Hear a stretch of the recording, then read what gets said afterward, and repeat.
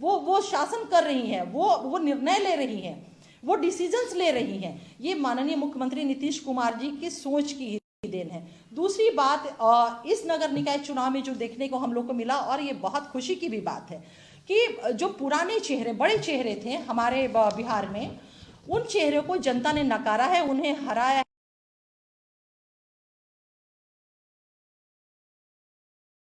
है, और नए चेहरे और युवाओं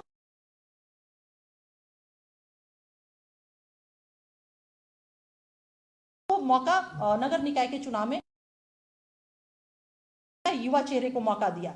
यही नहीं, अररिया में पूर्व सांसद की पत्नी चुनाव हार गई, और मात्र 21 वर्ष की एक मेडिकल के स्टूडेंट ने को जनता ने उस पर विश्वास किया और उन्हें निर्वाचित करके भेजा।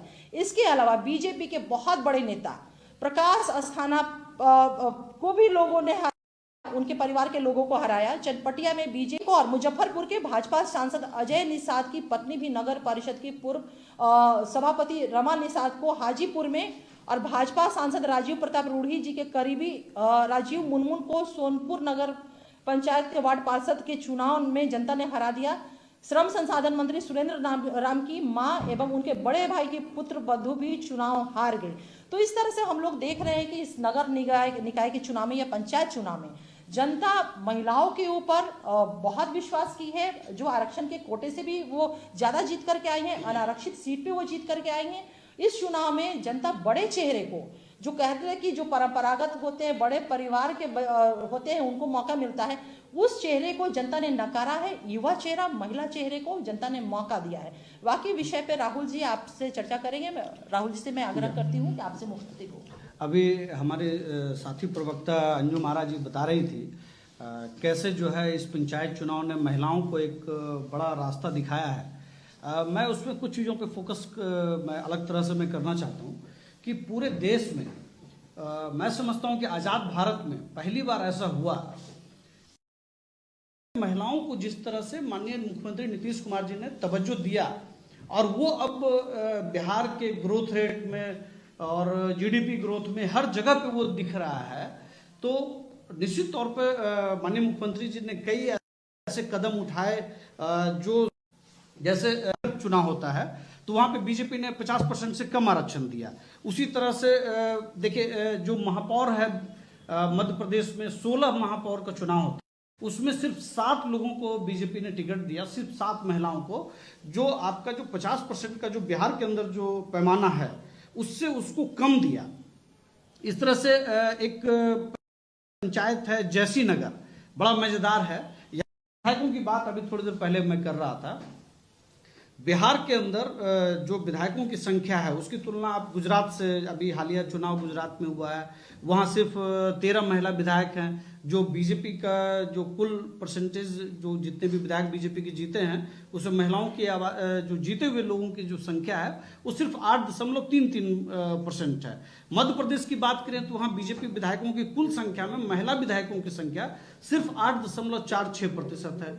उसी तरह से यूपी की बात करें तो वहाँ सिर्फ 10.98% है। लेकिन अगर हम बिहार की बात करें, इस बार आप सब लोग जानते हैं कि जदयू के विधायकों की संख्या कम थी, बावजूद इसके जो बिहार में महिला विधायकों की जो कुल संख्या है वो 10.96 है।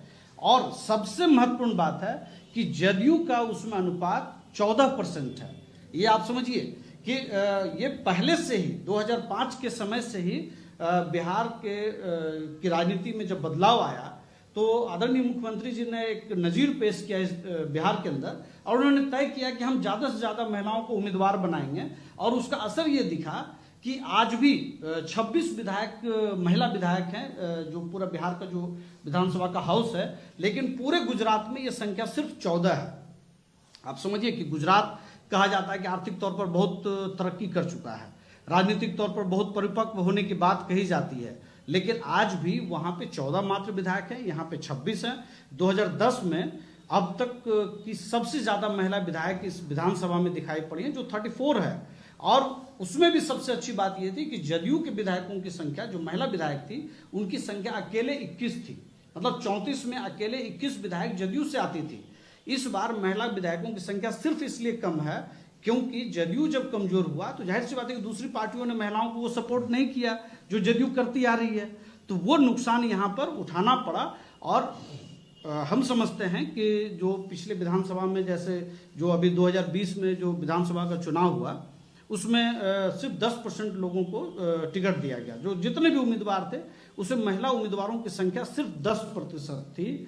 लेक पार्टी की थी, वो महिला थी। और इसकी तुलना में जब बीजेपी की हम बात करें तो वो सिर्फ 13% था। कुल मिलाकर के बीजेपी ने 13 महिलाओं को टिकट दिया और वहीं पे जदयू ने 22 लोगों को टिकट दिया। वर्तमान में अभी 7 महिला विधान पार्षद हैं, जिसमें सिर्फ जदयू के 3 हैं। आप समझिए, एक आरजेडी के 2 हैं, बीजेपी हैं, और फिर बाकी कई पार्टियां। 5 से 2010 के बीच में जो काम महिला केंद्रित, लड़कियों की शिक्षा को लेकर के, उसके रोजगार को लेकर के, उसकी पढ़ाई को लेकर के जो काम किया गया, पंचायतों में जो आरक्षण दिया गया, उन सब का रिफ्लेक्शन महिलाओं की भागीदारी बढ़ी वहां पे।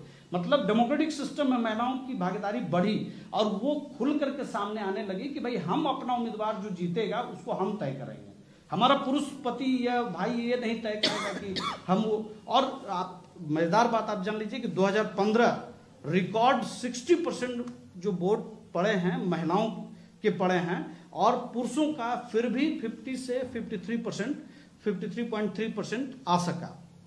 मतलब अगर हम 10 साल के सफर को देखें तो 42 से 60% का सफर है, और पुरुषों का जो सफर है वो वोटर्स में जो भागीदारी है वो 50 से सिर्फ 53% की भागीदारी है। तो इस तरह से अगर आप देखें कि किसी भी डेमोक्रेटिक सिस्टम को सबसे सुंदर, सबसे खूबसूरत तभी बनाया जा सकता है जब राजनीतिक नेतृत्व यह तय करे कि जो आधी आबादी है, जो विकास की तस्वीर लिखती है, परिवार से लेकर के संसद तक जिनकी भागीदारी बढ़ती है, तो उसका रिफ्लेक्शन आर्थिक मुद्दों पर, सामाजिक मुद्दों पर, शिक्षा के स्तर पर दिखाई पड़ता है।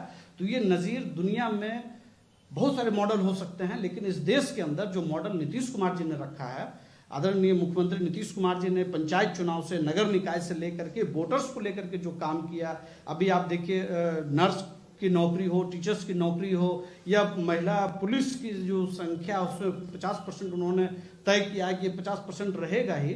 तो ये एक पुरानी कहावत है कि